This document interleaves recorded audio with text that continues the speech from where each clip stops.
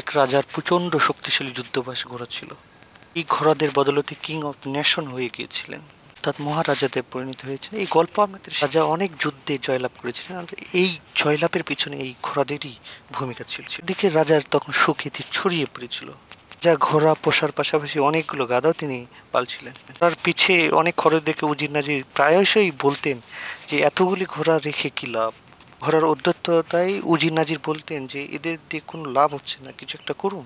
উজির নাজির কাছ থেকে রাজা প্রায়শই শুনতেন যে এদের দিয়ে কোনো লাভ হচ্ছে না, এদের দিয়ে কোনো কাজে আসছে না। অবশ্য গাধারা দেখুন কত আমাদের সম্মান করছেন। আর নিজেও লক্ষ্য করে দেখুন, ঘোড়ার রাস্তা বলে গিয়ে ঘোড়ার সম্মান করছে না, গাধার রাস্তা বলে গিয়েছেন, গাধারা পা ছিটে তাদের সম্মান প্রদর্শন করছে। আমাদের শিক্ষা দেন অনেক বাস্তবতা বহির্ভূত মানুষগুলি আমাদের অনেক জ্ঞান দিয়ে থাকেন, সত্যকার অর্থে সেটা বাস্তবসম্মত কিংবা কার্যকরী নয়। দিন উজির নাজির রাজামশাইকে পরামর্শ দিলেন ঘোড়াগুলোকে বিক্রি করে দিতে। এই ঘোড়ায় যে যুদ্ধের পিছনে বড় ভূমিকা রেখেছেন সেটা উনি ভুলে গিয়ে উজির নাজিরের পরামর্শ নিয়ে রাজামশাই তাই করলেন, যুদ্ধবাজ ঘোড়াদের বিক্রি করে গাধা কিনে নিয়ে আসলেন। গাধাগুলোকে খুব ভালো করে পরিচর্যা করতে থাকলেন।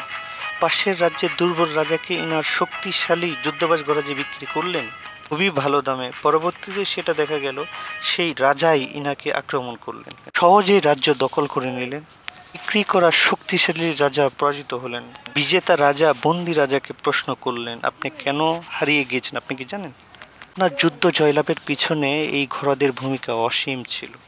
ঘোড়ারা যুদ্ধবাজ ছিল, অনেক শক্তিশালী ছিল। এই ঘোড়াই মূলত প্রত্যেকটা যুদ্ধে আপনাকে জয়লাভের পিছনে শক্তিশালী ভূমিকা রেখে চলেছিলেন।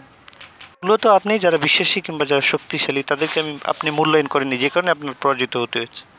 চাটুকার, তসামধিকারী, তেলবাজ মানুষ, এই মানুষগুলো সহসাই মানুষের ক্ষতি করে এবং বাস্তবতা বহির্ভূত কাজে মানুষকে পরামর্শ দেন। সবাইকে ধন্যবাদ।